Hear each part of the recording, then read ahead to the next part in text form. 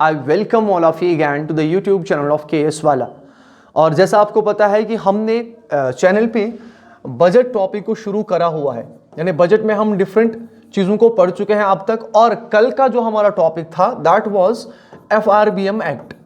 उसमें हमने पढ़ा कि fiscal responsibility budget management act जो था उसमें कौन कौन सी रिकमेंडेशंस लाई गई और वो किस लिए बनाया गया था। प्लस हमने डिफरेंट अमेंडमेंट्स भी इसमें देखी कि इसमें कौन कौन सी अमेंडमेंट्स हुई और उन अमेंडमेंट्स में कौन कौन सी रिकमेंडेशंस थी। सो जब हम लास्ट अमेंडमेंट की बात करते हैं बेटा, जो हमारा 2018 का अमेंडमेंट था, ठीक है, उसमें हमने देखा था कि डिफरेंट 5, 6, 7, 8 जो है रिकमेंडेशंस हमें प्रोवाइड की गई थी और उन रिकमेंडेशंस में हमने सारी रिकमेंडेशंस को ओप्ट नहीं करा। सो आई होप कि JKSS भी हो सकता है कि वो यहाँ से क्वेश्चन पूछ ले या आपका JKPSC से यहाँ से क्वेश्चन पूछा जाए कि what were the different recommendations which are not fully adopted from the very amendment of 2018 of जो है आपका FRBM एक्ट। ठीक है, सो उसमें हम पहली चीज़ अगर हम कहें तो उसमें पहली चीज़ यह है बेटा कि हमने वहाँ पे देखा था कि एक रिकमेंडेशन थी कि हमें एक फिस्कल काउंसिल बनाने की ज़रूरत है। उस फिस्कल काउंसिल का काम क्या होगा, to we can say address the issues between centre and states, और वो कोऑर्डिनेशन क्रिएट कर सकें between centre and states. So वो पहली रिकमेंडेशन थी जो हमने फुली ओप्ट नहीं करी। सो आप टॉपिक का नाम लिख सकते हो recommendations which were not fully adopted,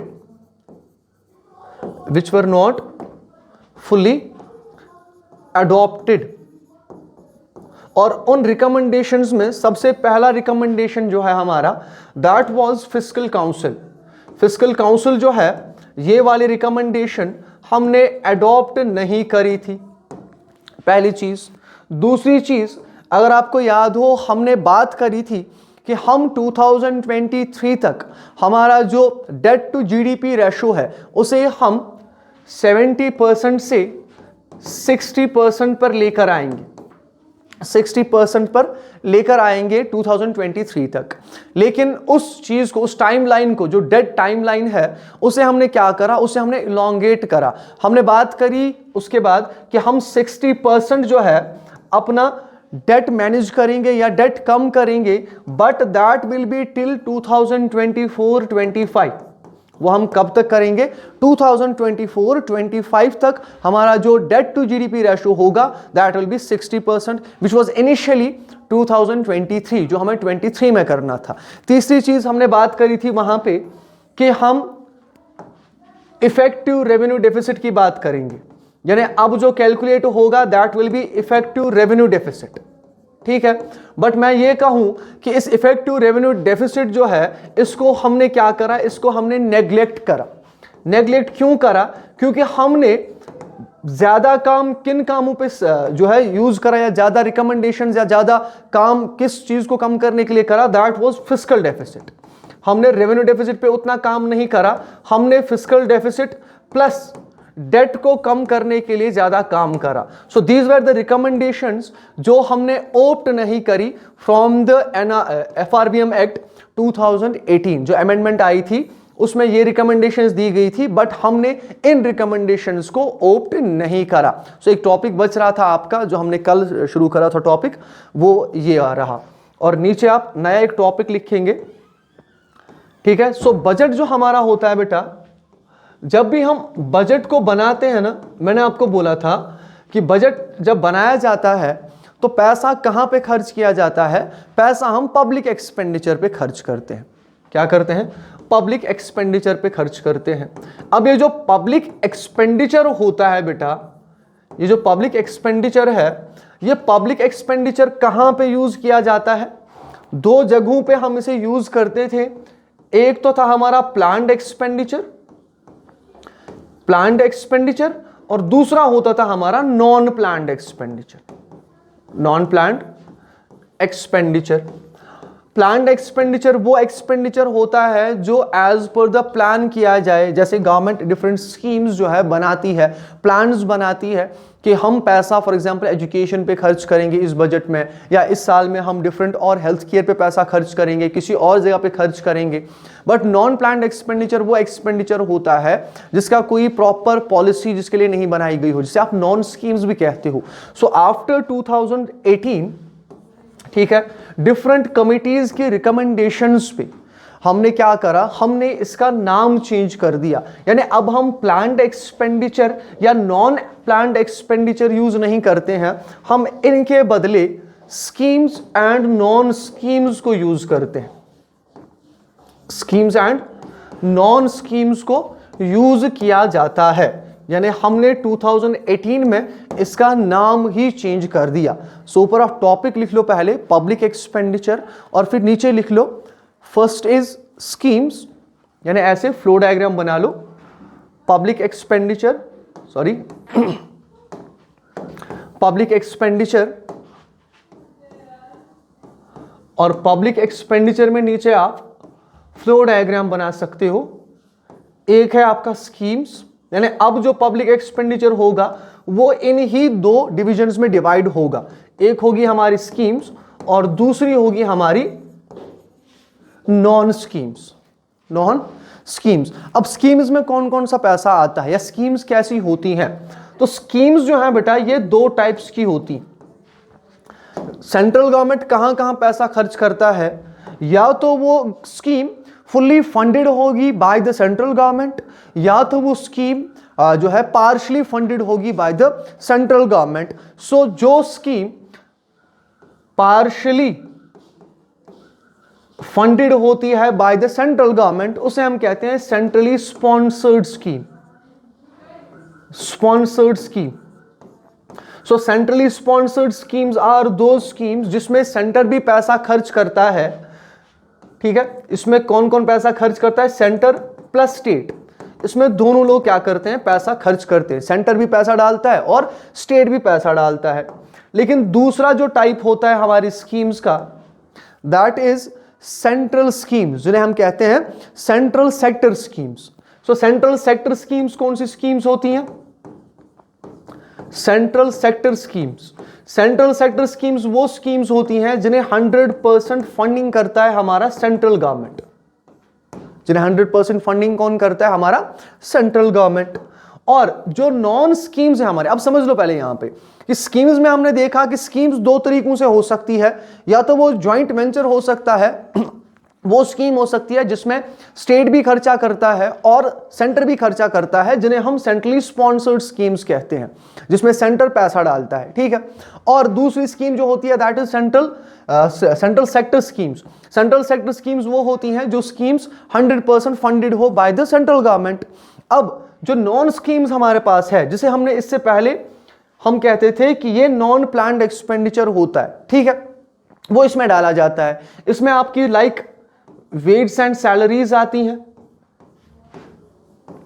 wages and salaries इसमें डाली जाती हैं, यानी जो भी पैसा हम डिफरेंट लोगों को देते हैं, जो हमारे गवर्नमेंट एम्प्लॉयज हैं, जो भी हमें कोई सर्विस प्रोवाइड करते हैं, it may be in the health care sector, it may be the different sectors of government, ठीक है, उन लोगों को जो पैसा दिया जाता है उसे हम वेजेस एंड स्कीम्स कहते हैं। इट्स द रिन्यूमरेशन और we can say it's the reward provided for the factor services. जो फैक्टर सर्विस प्रोवाइड करता है हमें, उसके रिगार्डिंग, उसके अगेंस्ट हम उसे क्या करते हैं? पे करते हैं। तो इसमें आपकी वेजेस एंड सैलरीज आती हैं, इसमें आपका डिफेंस एक्सपेंडिचर आता है, इसमें हमारा डिफेंस एक्सपेंडिचर आता है, ठीक है, इसमें आपका पेंशन स्कीम्स आती हैं, पेंशन जो हम पेमेंट्स प्रोवाइड करते हैं, तो पेंशन पेमेंट्स इसमें आ जाती हैं, आपकी पेंशन पेमेंट्स आती हैं आपकी इसमें।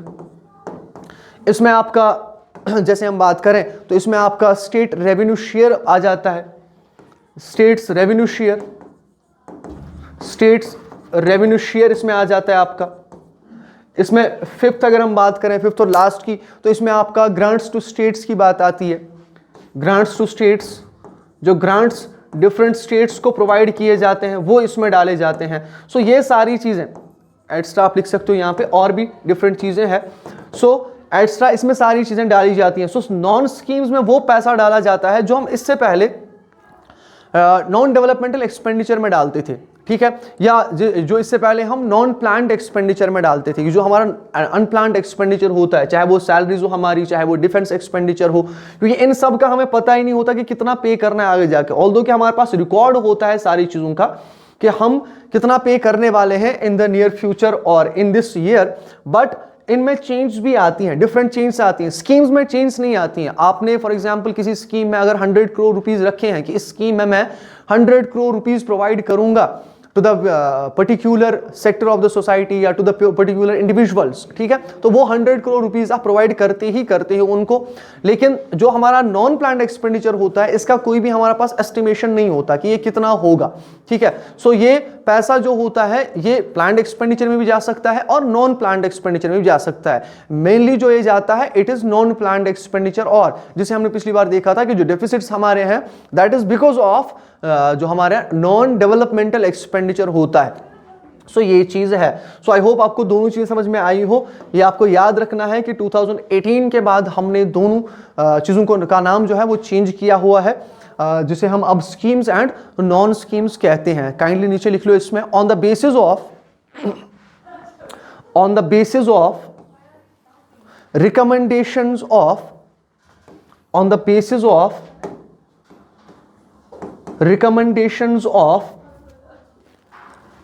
Bimal Jalan's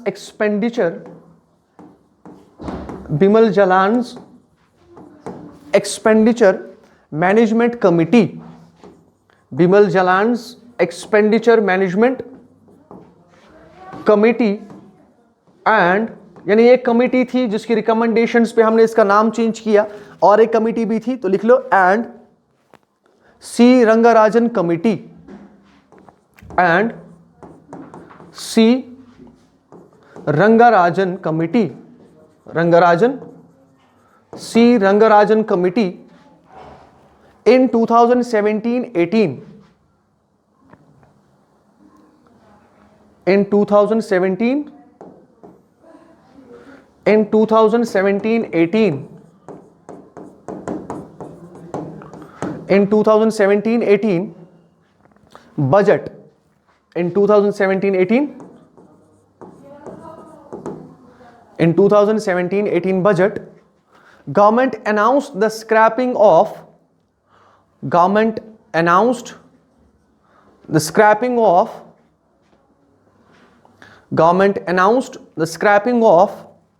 classification of its expenditure into plan and non-planned expenditure,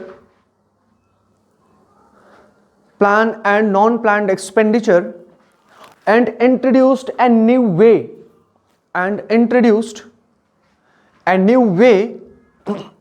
of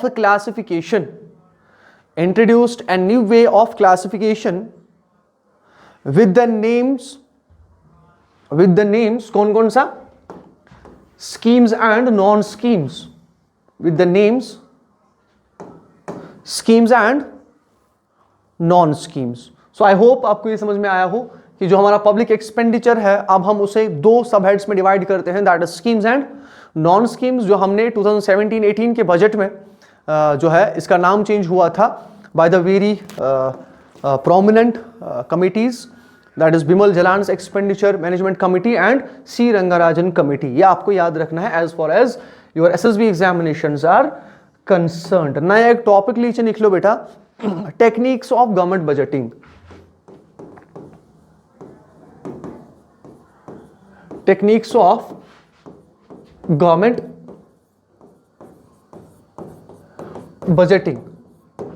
अब बेटा जब हर साल आपको पता होगा कि गवर्नमेंट हर साल बजट बनाती है और हर एक मिनिस्ट्री, हर एक डिपार्टमेंट अपना बजट बनाता है, तब जाके वो फाइनेंस मिनिस्टर जो हमारा होता है उसे इंट्रोड्यूस करता है। इट मींस कि जब भी हम बजट बनाते हैं ना, उसमें हम पिछले साल का एक्सपेंडिचर भी देखते हैं कि पिछले साल कितना खर्चा हुआ था, कहाँ से इनकम आई थी, कहाँ से जनरेट हुआ था हमारा इनकम, और कहाँ पे उस इनकम को हमने एक्सपेंडिचर में डाल दिया।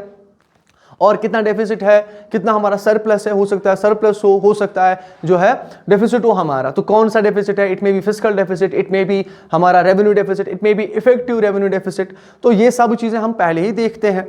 बट गवर्नमेंट बजट बनाने का जो भी डिपार्टमेंट्स बनाते हैं ना, उसकी डिफरेंट टेक्निक्स होती हैं।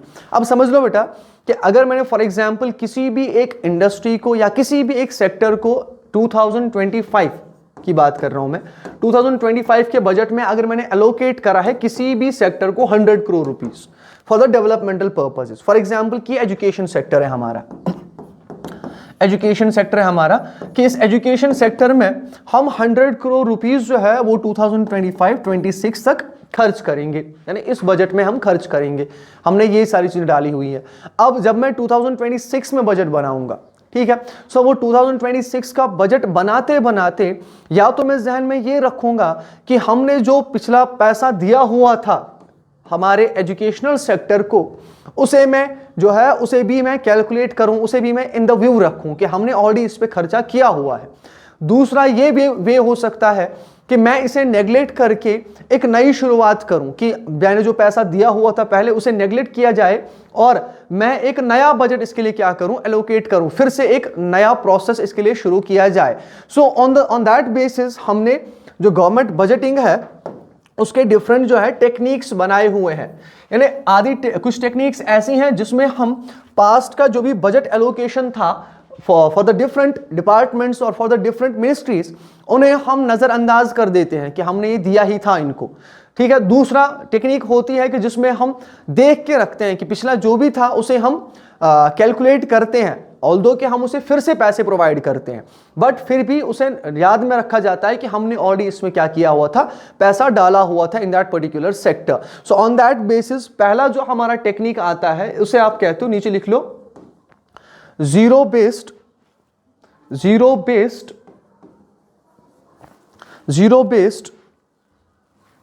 Technique of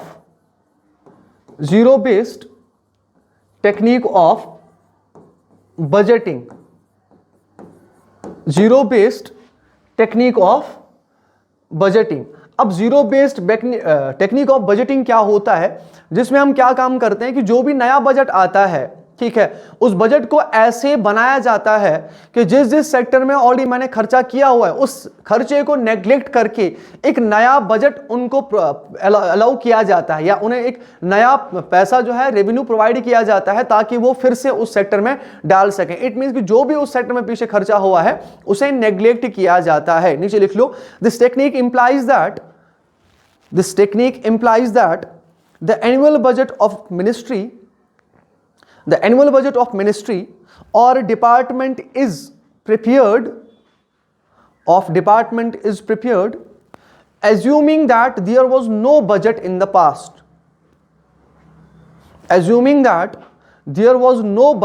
the past, bracket में लिख सकते हो प्रीवियस ईयर, यानी पिछले साल में हमने कोई भी बजट इसको एलोकेट नहीं करा था या उन्होंने कोई भी बजट प्रोवाइड ही नहीं करा था, हमने कोई पैसा ही इनको नहीं दिया था। ये हम नजर में रखते हैं।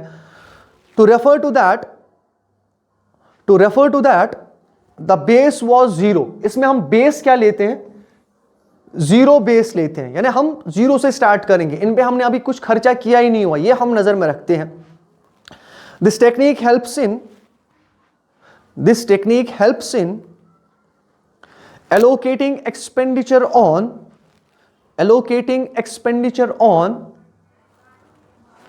the basis of merit, merit का मतलब होता है इंपॉर्टेंस, कि किस सेक्टर की कितनी इंपॉर्टेंस है, उस सेक्टर को हम उसी बेस पे बजट प्रोवाइड करते हैं। इट मीन्स कि अगर एजुकेशनल सेक्टर हमारे लिए बहुत ज्यादा इंपॉर्टेंट है तो हम हर साल उस पर खर्चा करेंगे by taking the base as zero, हम नया बजट उसको एलोकेट करेंगे। या अगर हमारा इंडस्ट्रियल सेक्टर हमारे लिए अच्छा है, जो हम चाहते हैं कि ये आगे जाके ग्रो कर सकता है हमारी इकोनॉमी को, या सर्विस सेक्टर हमारा है जिसे हम देख रहे हैं आगे जाके कि ये इन द फ्यूचर हमारी हेल्प कर सकता है बहुत ज्यादा, तो हम उसे रिलेटिव इंपॉर्टेंस देते हैं। तो that is on the basis of merit. जब हम अपने बजट को on the basis of merit allocate करते हैं, नीचे लिख लो, rather than on the basis rather than on the basis of what was allocated in the previous year, rather than on the basis of what was allocated in the previous year. So इस technique से होता क्या है, इस technique से ये होता है कि जो भी पैसा हमारा है वो पैसा नॉन एसेंशियल एक्सपेंडिचर में नहीं चला जाता. सो जिसकी जितनी मेरिट है, जो जितना इंपॉर्टेंट है किसी भी कंट्री के लिए, जो सेक्टर जितना इंपॉर्टेंट है उसी सेक्टर पे पैसा डाला जाए, ताकि जो भी हमारा एक्सपेंडिचर, क्योंकि अगर हम उस पर खर्चा नहीं करेंगे जो इंपॉर्टेंट है, अगर हम ये नजर में रखेंगे बच्चा कि हमने ऑलरेडी इसको पैसे दिए हुए हैं और ये सेक्टर फ्लोरिश कर रहा है धीरे धीरे, तो अब इस सेक्टर को नहीं किसी और सेक्टर को ग्रो करते हैं, तो हो सकता है हमारा पैसा नॉन एसेंशियल एक्सपेंडिचर में चला जाए, हमारा पैसा वहां पे चला जाए जहां पे उसकी जरूरत है नहीं. तो दैट्स वाई हम अपना पैसा एसेंशियल एक्सपेंडिचर पे लगाने के लिए हम मेरिट बेस्ड बजट जो है वो प्रिपेयर करते हैं, सो दैट कि हमारा पैसा जो है वो नॉन एसेंशियल एक्सपेंडिचर में ना चला जाए या जाया ना हो जाए. इसमें लिख लो नीचे, this technique helps in rationalizing expenditure. This technique helps in rationalizing expenditure and may weed out non-essential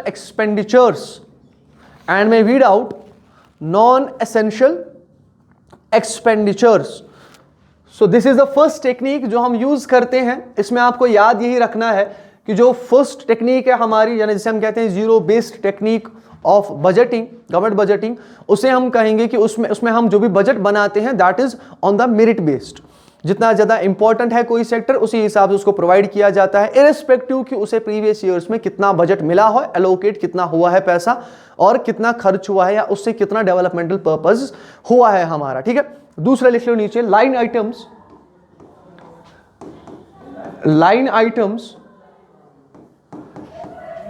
technique of budgeting. Line items technique of budgeting, ये पूरा कंट्रास्टिंग है हमारे फर्स्ट टेक्निक से. Line items technique of budgeting जो होती है, इसमें हम क्या करते हैं, इसमें हम प्रीवियस ईयर्स को नजर में रख के, ठीक है, बजट एलोकेट करते हैं कि जो प्रीवियस ईयर्स में हमने बजट एलोकेट करा था उस बजट को देख के कि कौन से सेक्टर पे कितना खर्चा हुआ था, उसको देख के हम जो है प्रोवाइड करते हैं आपको नेक्स्ट ईयर में बजट. लिख लो नीचे इसमें, the technique implies that annual budget of A ministry और डिपार्टमेंट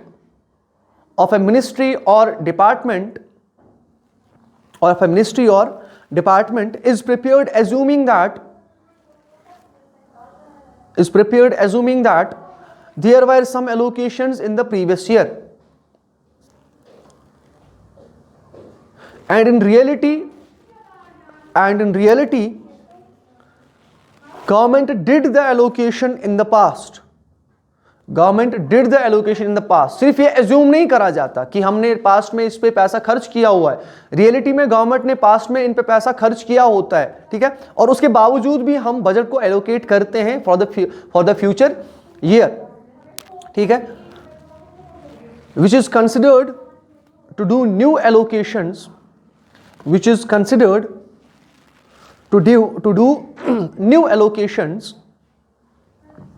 under this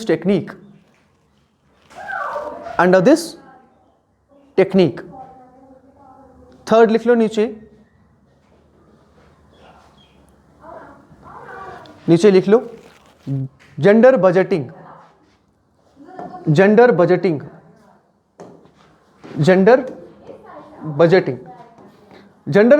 क्या होता है, जेंडर बजटिंग का मोटिव क्या होता है, आपको नाम से ही पता चल गया होगा. जेंडर बजटिंग का मतलब यह है कि इसमें हम बजट को ऐसे प्रिपेयर करते हैं कि जो भी हमारा जेंडर बायसनेस है या जेंडर गैप है इन द इंडिया, उस गैप को हम कम कर सके. इसीलिए हम देखते हैं कि हमारा जो इंडिया की अगर हम बात करें तो इंडिया में हमें वुमेन्स जो है वो माइनॉरिटी में आती है हमारी.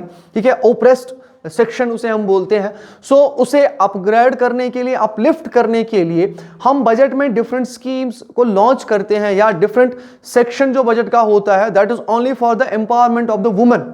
उस बजट को हम कहते हैं जेंडर बजटिंग, जिससे हम जेंडर्स को, पर्टिकुलर जेंडर को क्या करने की कोशिश करें, अपलिफ्ट करने की कोशिश करें। जैसे हमारा मनरेगा हो गया, जिसमें हमने 1/3 जो है पोर्शन हमने रिजर्व रखा हुआ है हमारी वुमेन्स के लिए, ठीक है। ऐसे ही बेटी बचाओ बेटी पढ़ाओ जो हमारा स्कीम है, और भी डिफरेंट स्कीम्स हमने लॉन्च करी हुई है। दैट्स बिकॉज कि उसमें हमने क्या करा है, उसमें हमने जेंडर बायसनेस को कम करने की कोशिश की है, उस जेंडर गैप को कम करने की कोशिश की है।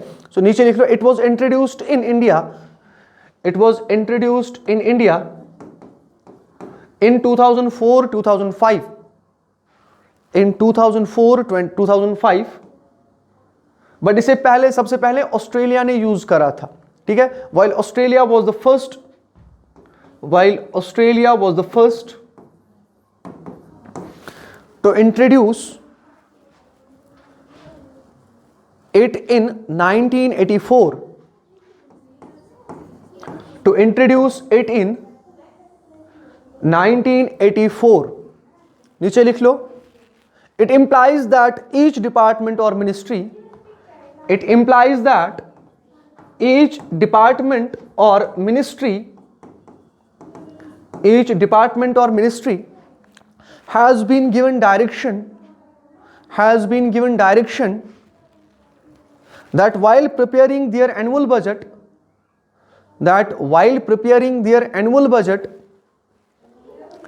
they must keep in mind the gender sensitivities in the budget,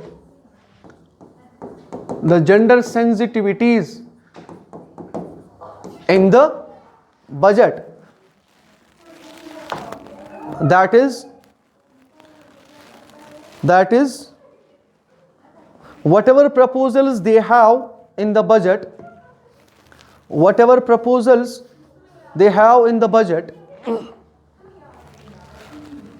it must be kept in view,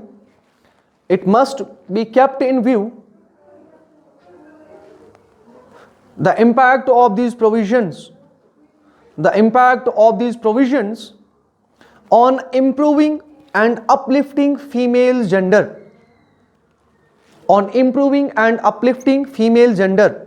in the country. For example, programs like Beti Bachao Beti Padhao, maternity leave with pay, as well as 1/3 of jobs reserved for women in MG